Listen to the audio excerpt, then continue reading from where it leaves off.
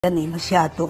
Kuya Germs, yun, isa yun. Coco. Talaga, mabait Si Coco, mabait kasi si Coco kasi pupunta na ako sa bahay noon, nung nagkasama kami sa Padre de Pamilya, naalala niya ako lagi. Oo, diba? Kaya mabait yung batang yun. Alam mo, ang gusto ko doon, pinapangaralan ako. Talaga? Sabi niya, alam mo, Nay, dapat ganitong ginagawa mo sa buhay mo.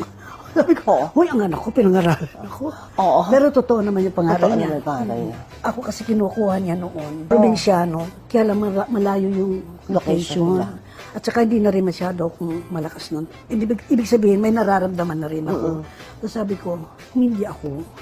Nahiya nga ako kasi hindi ko napagbigyan.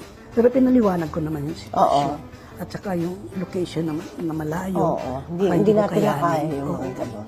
Naintindihan naman niya. Hayaan mo, pag lumakas ako, nalok uli ako, baka pwede. Gusto kita ulit makita sa TV. Gusto ko tayong dalawa. Ay, gusto ko yun.